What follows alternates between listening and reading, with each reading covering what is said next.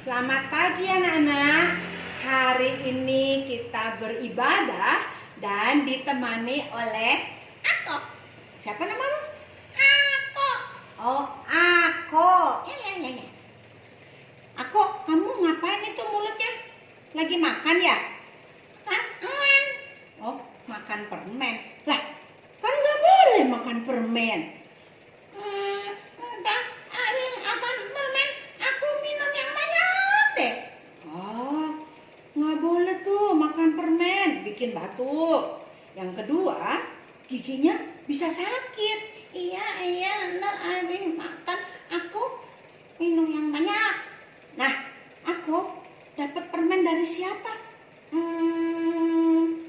Tadi di warung aku ketemu abang-abang. Oh, ketemu abang-abang. Terus kamu beli sama abang-abang? Enggak. Habis bagaimana? Abang-abang kasih aku permen. Oh, abang-abang kasih kamu permen. Terus kamu mau? Iyalah, permennya enak kok. Nah, hati-hati lu. Iya, tadi bahaya juga sih. Aku nyesel kasih permen sama abang-abang itu. Terus kamu pulangin? Enggak lah. Lah, terus nyeselnya kenapa? Abang-abang itu ajak aku curi mangga. Hah? Curi mangga? Waduh, nggak boleh lu. Iya, aku udah tahu kalau curi mangga itu dosa. Mencuri itu kan dosa. Iya, terus kamu mencuri? Enggak, aku cepet-cepet pulang. Oh, oke.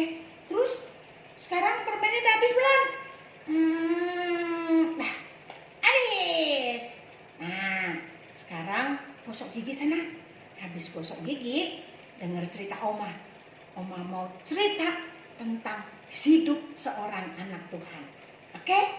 Ya, oke. Aku gosok gigi dulu ya, teman-teman. Dadah. Nah, anak-anak, hari ini kita mau belajar mendengarkan firman Tuhan, bagaimana seorang anak Tuhan, ya. Namun sebelumnya mari kita akan melihat terlebih dahulu evaluasinya.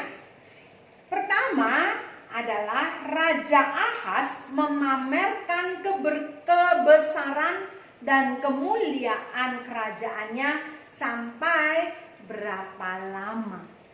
Ya, yang kedua, berapa harikah Raja Ahasveros mengadakan perjamuan bersama dengan rakyatnya? Yang ketiga, siapakah yang menjadi ratu pada waktu itu? Dan yang keempat, pada waktu itu di manakah Raja Ahasveros bersemayam? Nah, mari anak-anak, sebelum kita menjawab dan mendengar firman Tuhan, kita berdoa terlebih dahulu. Bapa di dalam surga, kami bersyukur dan berterima kasih sekali lagi kami boleh beribadah mendengarkan firman Tuhan. Tolong kami boleh mengerti dan melakukannya dalam hidup kami. Di dalam nama Tuhan Yesus kami sudah berdoa. Amin. Nah, anak, kita akan membaca dan menghafalkan satu ayat dari Galatia pasal 5 ayat 13b. Tetapi janganlah kamu mempergunakan kemerdekaan sebagai kesempatan untuk hidup dalam dosa.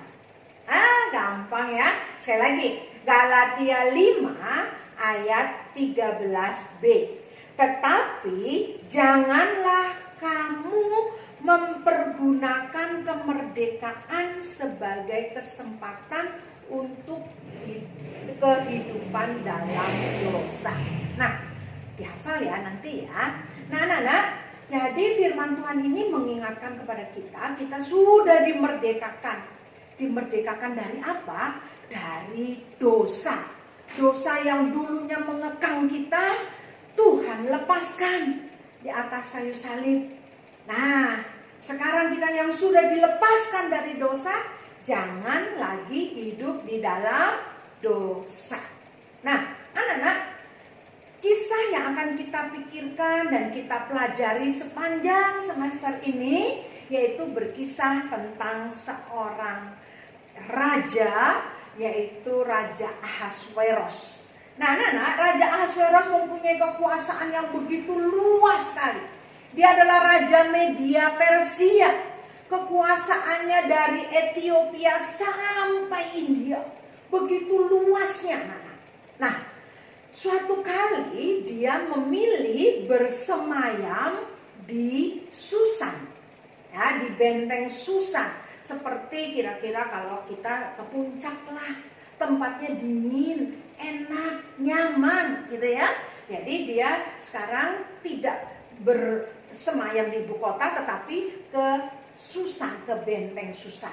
Nah, anak-anak, di sana Raja Ahasveros mengundang pembesar-pembesar, mengundang raja-raja yang sudah dia kuasai wilayahnya untuk rapat bersama, untuk bersama-sama berkumpul mengatur strategi bagaimana mengalahkan kerajaan Yunani.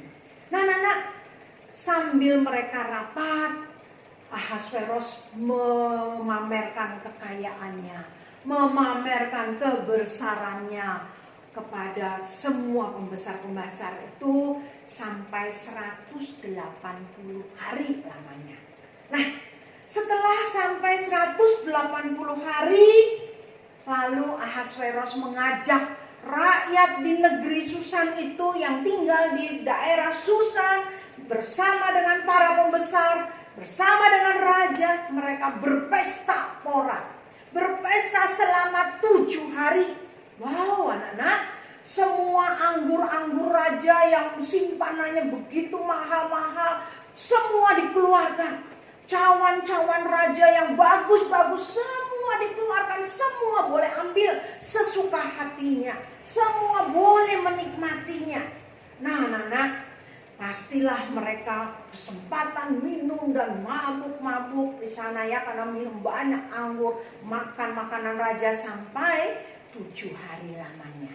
Nah, anak-anak yang dikasih Tuhan, di tengah pesta yang sedang meriah seperti ini, banyak orang yang mabuk, maka raja mulai mengundang punggawanya atau bawahannya, katakan, sini, panggil ratuku yang paling cantik, yang bernama Wasti itu.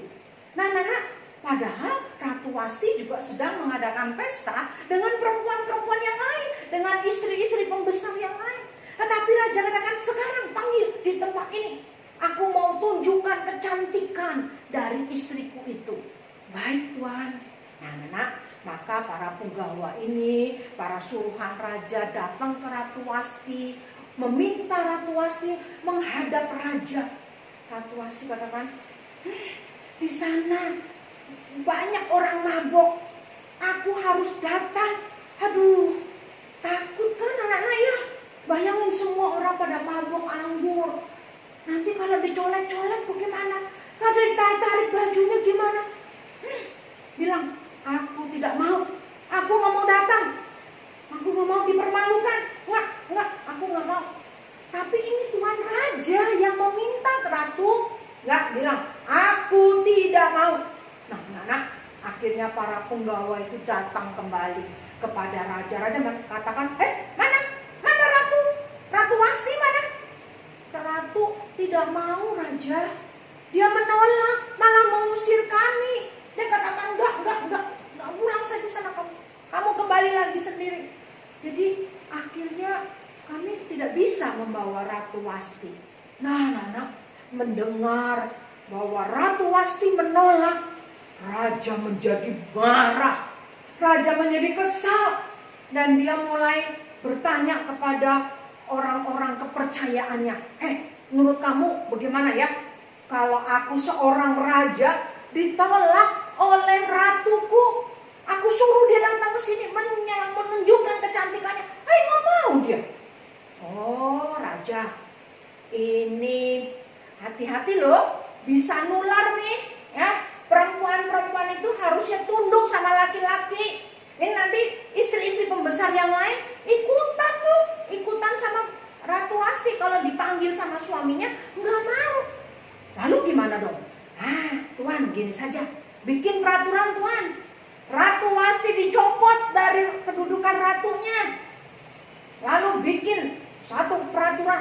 bahwa semua istri harus tunduk pada suaminya. Boleh. Nah, akhirnya keesokan harinya Ratu Wasti dicopot kedudukannya sebagai ratu.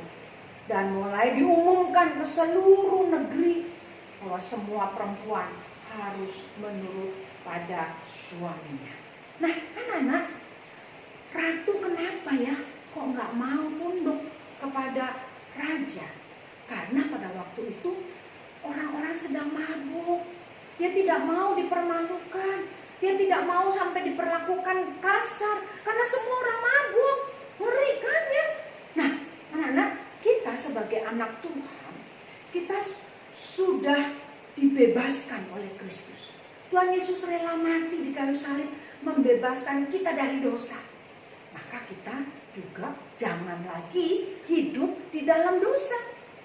Karena untuk membebaskan kita, darah Kristus harus tercurah. Maka jangan lagi kita berbuat dosa. Misalnya berbohong, marah-marah sama mama, nyontek, atau berantem, nggak mau ngalah. Nah, hati-hati. Itu namanya kita sudah berbuat dosa. Jangan lakukan lagi. Bisa dilakukan karena kita sudah dimerdekakan oleh Kristus. Amin. Mari kita berdoa. Bapa di dalam surga, tolong saya untuk hidup seturut dengan kehendak Tuhan. Saya yang sudah diampuni dosanya, saya mau hidup menyenangkan hati Tuhan. Dalam nama Tuhan Yesus, saya sudah berdoa. Amin.